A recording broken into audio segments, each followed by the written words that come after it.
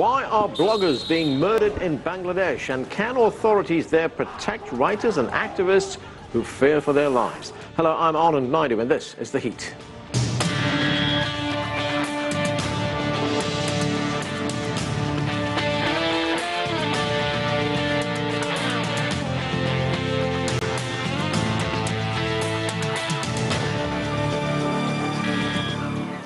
Several bloggers and activists, many of them atheists, have been murdered in Bangladesh in the last year after posting views on social media critical of radical Islam.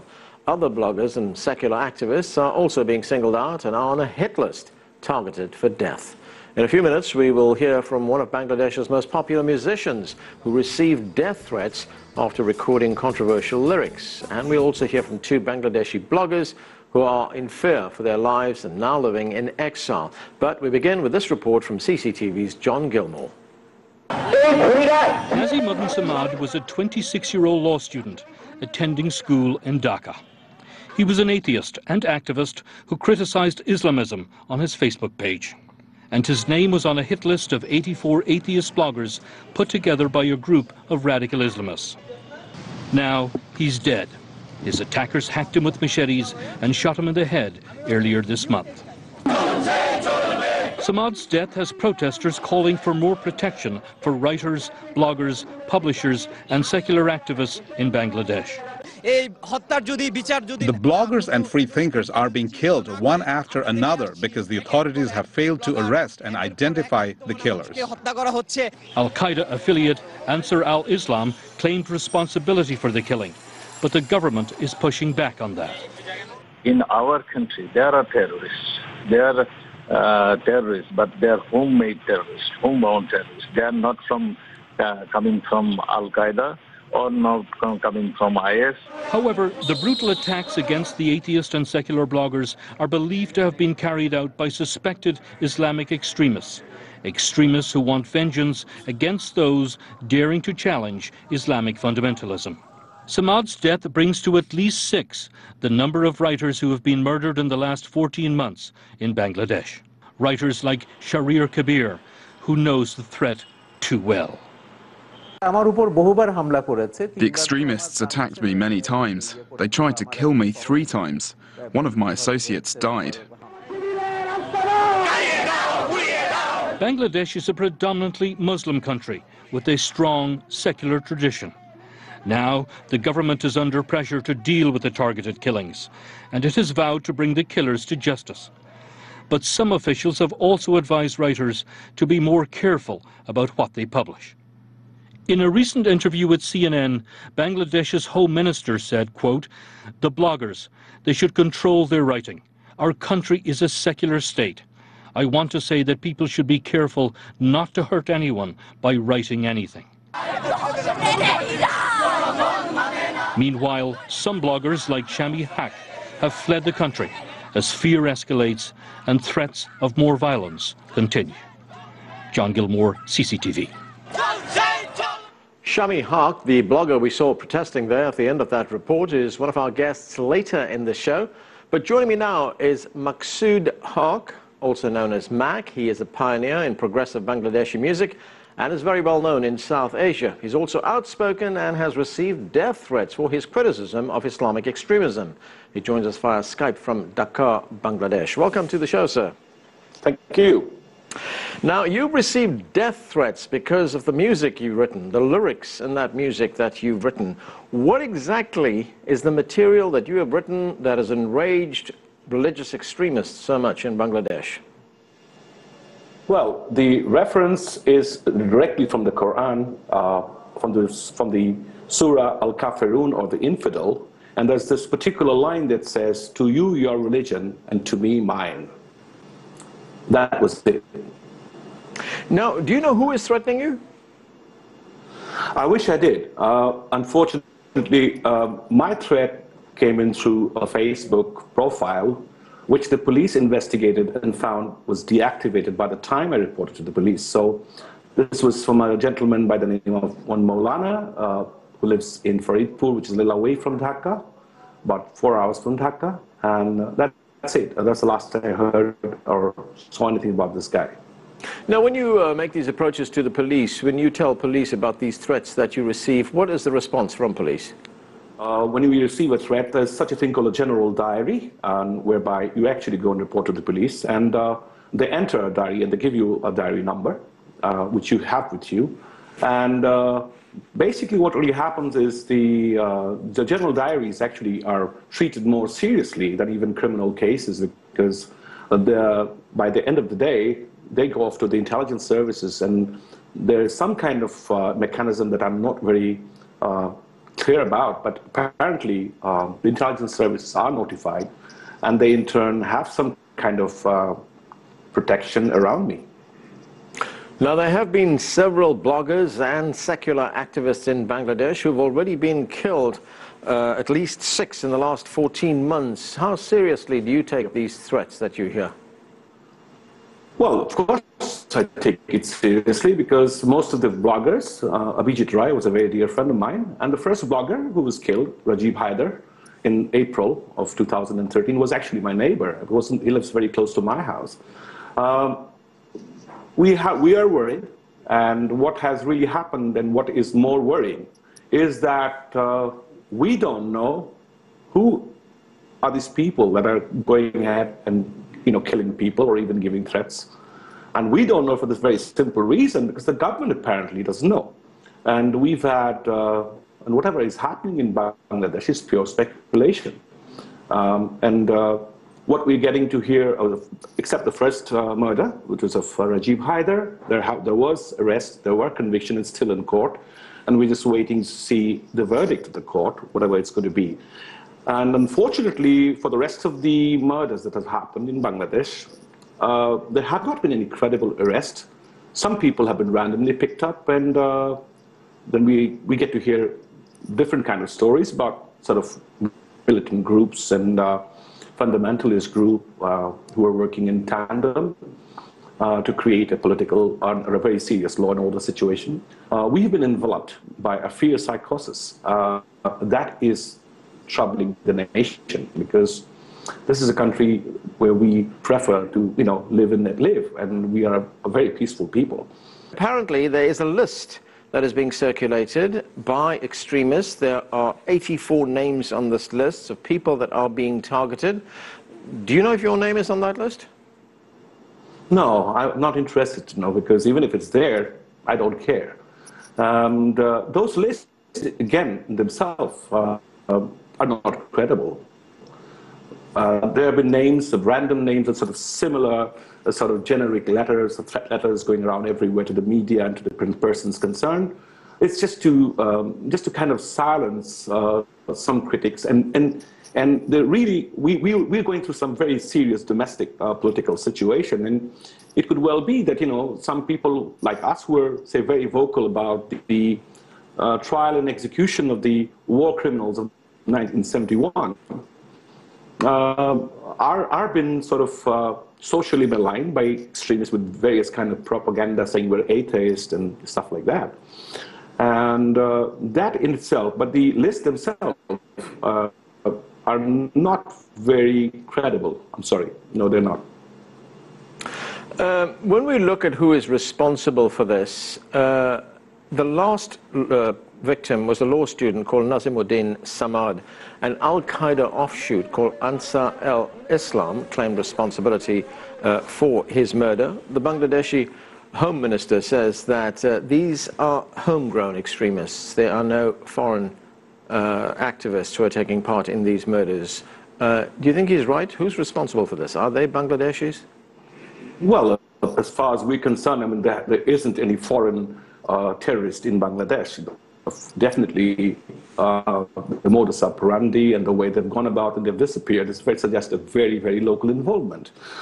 Whether or not these groups are one way or the other aligned to Al-Qaeda or even ISIS, we don't know. Again, pure speculation. But as far as the government is concerned, it's continued to deny that there are any transnational groups in Bangladesh. And other than that, my personal feeling is these could be sort of Al-Qaeda wannabes. There are lots and lots of young radical Muslims going around, and they could be just pretending to be Al-Qaeda, but Al-Qaeda or the other international, transnational terrorist groups or fundamentalist groups that we know of, the kind of equipments they have, the kind of logistics they have, the kind of weapons they use, no, none of that is available in Bangladesh. At least if they were, this would be a huge problem. We see no evidence of those weapons. Right, Bangladesh is a secular country. I mean, it has a secular tradition. 90% of its population follow the Muslim faith. Do you think it's a bit risky when, writers like these bloggers, people who call themselves atheists, write the kinds of things that they are writing, people like yourself, because the Home Minister is now urging writers to be a little bit more careful. He's asking them to really be careful about what they write. Well, you see, I mean, as far as this country is concerned, you're very right. We have a secular tradition, and this has always been a melting pot of all great religions and all great cultures. The trend about, atheism, and the word atheist sends out a very wrong signal, because there are actually lots and lots of Muslims who actually believe that you can go ahead and kill atheists, and that's permissible in Islam. But the real secular Islamic possibilities, or the real people who studied Islam, including myself, see no reference of this kind in the Quran or even in our tradition. Now, these are misrepresentation of Islam. We are also at fault. People like us, our atheist friends or our secular friends, we have been writing things on our blogs which are actually nothing new.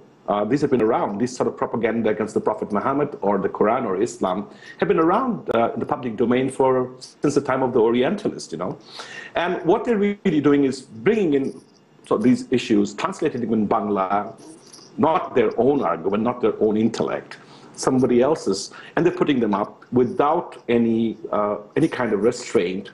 And yeah, I mean, if you are going to upset a lot of people, you may actually end up making more enemies than you can handle. So some of our atheist friends have done that, and they continue to do it. It's sort of a radical atheism versus radical Islam.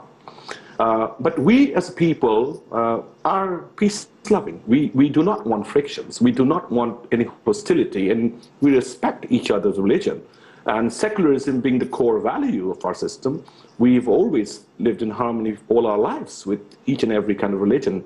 And with the Muslims are the majority.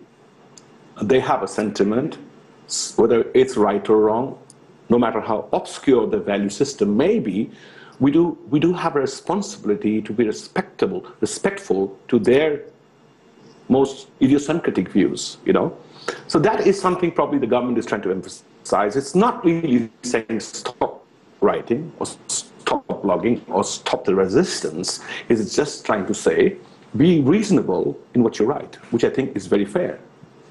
Okay, Mac, we're going to have to leave it there. Thanks for joining us. That was Maqsood Haq talking to us from Dhaka in Bangladesh. We are going to take a short break right now. When we come back, I will be joined by two young bloggers who are now living in exile after receiving death threats for their activism in Bangladesh. Their powerful stories are next. Stay with us. You're watching The Heat.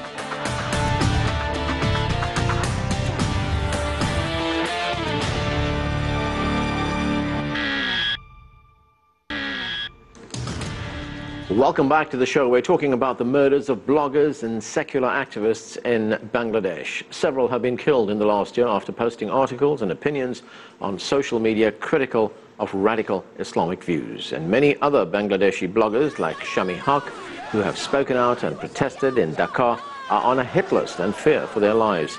She fled Bangladesh and is currently living in exile. She joins us now with her friend Onyanyo Azad, who is also living in exile after being targeted by radical Islamists. Welcome to both of you to the show.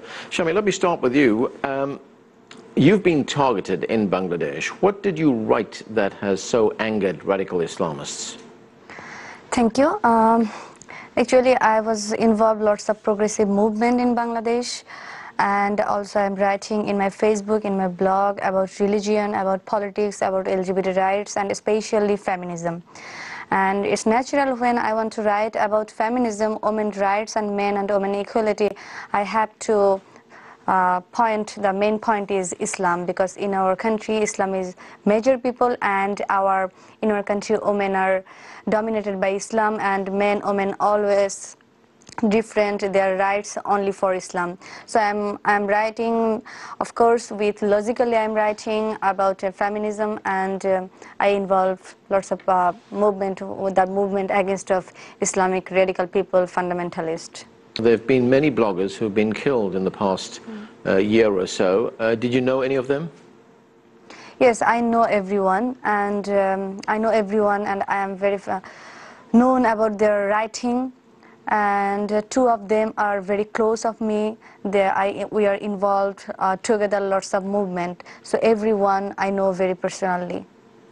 Ananya, let me get to you. You've also been targeted in Bangladesh. Your father was a writer. He was killed by radical Islamists almost a decade ago. What kind of threats did you receive in Bangladesh? Thanks for your question.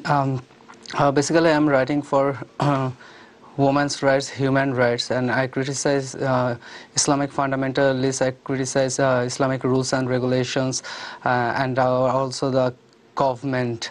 And that's why I was targeted, and I still am fighting for freedom of speech, and that's why I get it threat by Ansarullah Bangla team. And last year in May, one of the fundamentalist group, Ansarullah Bangla team, they declared that I will be their next target.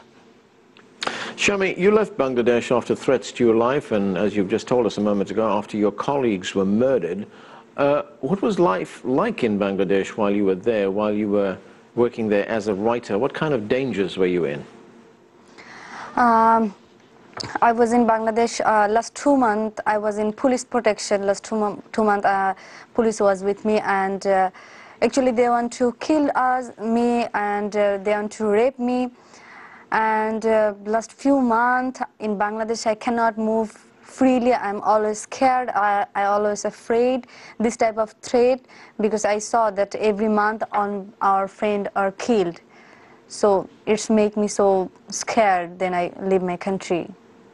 And how did you receive these threats? Were they emails? Were they telephone calls? Were they text messages? Yes. First I received threat in 2013 in my mobile phone by message. But at that time I didn't afraid. I thought that I involved lots of movement against the fundamentalists, so maybe it's natural. I have to fight with them.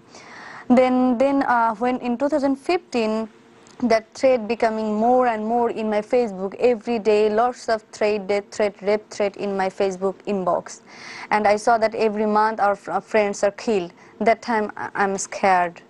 Yes. Ananya, you are now out of the country. Do you still feel threatened? Basically, when I was in Bangladesh, I got lots of threats, but that time our government or police department, they don't contact me, and that time the German one Hamburger Stiftung for political persecuted people, they helped me, and I came to Germany here, and they gave me a scholarship. That's why I came here, and every day I got hundreds of death threats. It is very normal thing nowadays. Everyone can see in my profile in Facebook or blogs, then they can see that threats easily. Shami, what would you like to see happen in Bangladesh? What kind of steps would you see or like to see the government take to address some of the problems that you have been writing about in your blogs? Yes, actually Bangladesh called in constitution that it's secular country, but in practically it's not secular country. Day by day it's going Islamic country. So of course I want to see that Bangladesh must be secular country practically, not in constitution, not by name. It will happen. I hope that Bangladesh will be real secular country. This I want to change now in Bangladesh. Okay, thanks to both of you for joining us. Shami Haq and Ananya Azad talking to us there about the deaths and threats made to bloggers in Bangladesh. We are going to take a short break right now. When we come back, we will hear from an academic who is an expert on Bangladesh. Stay with us. You're watching The Heat.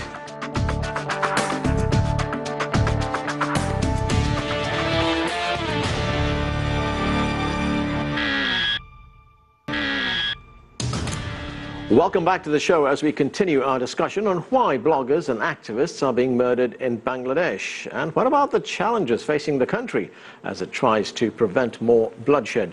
Joining me now from Montreal is Subbu Basu. He is a professor of South Asian history at McGill University. Welcome to the show, sir.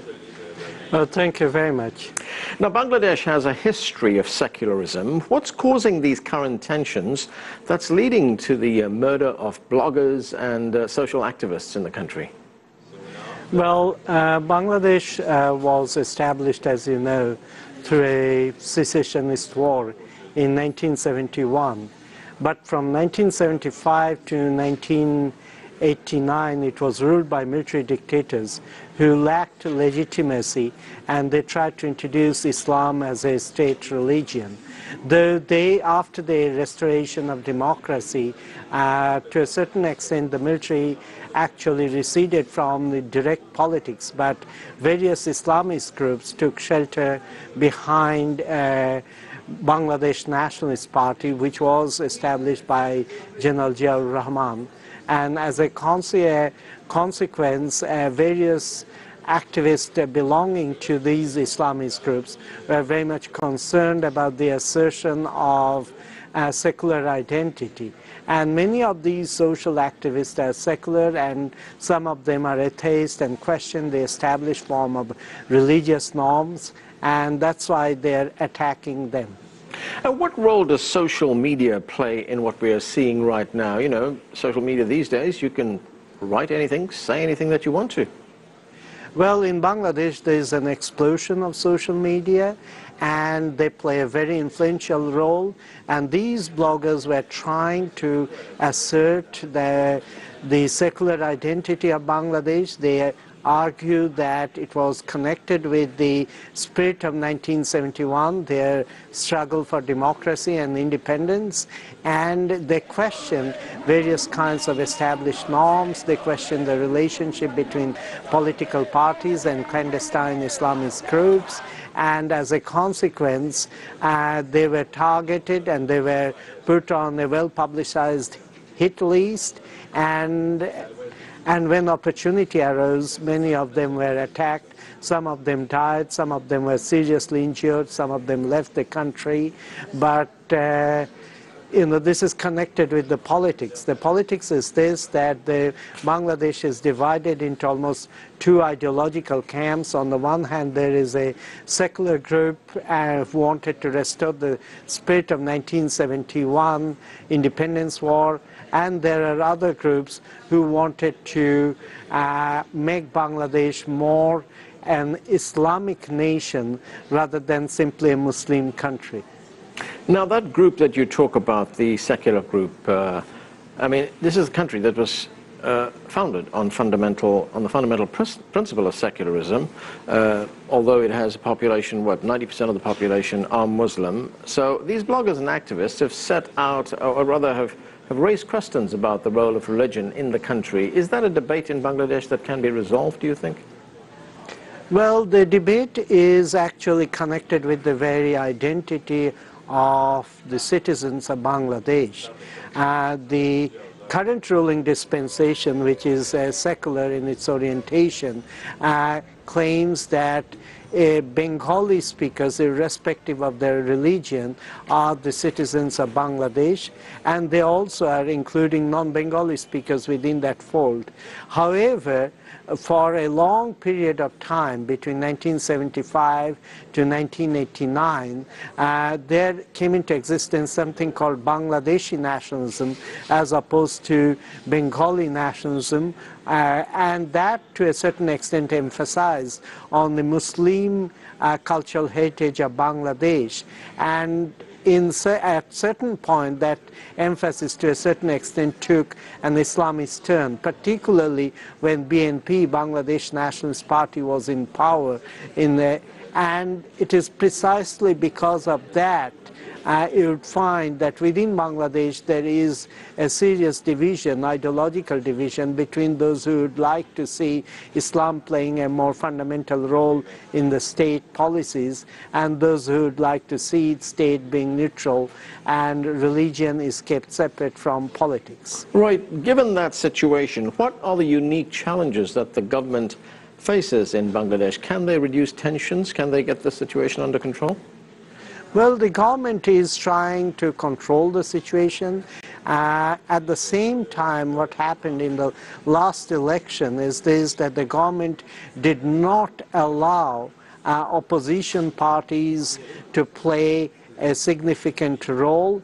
They particularly tried to exclude Jamaat-e-Islami, an Islamist group, from the political process, but their main aim was also to prevent BNP to participate in the electoral process. So to a certain extent, the secular political dispensation denied political space to those who are adherent to the Islamic ideologies, and they thus felt excluded from the political mainstream.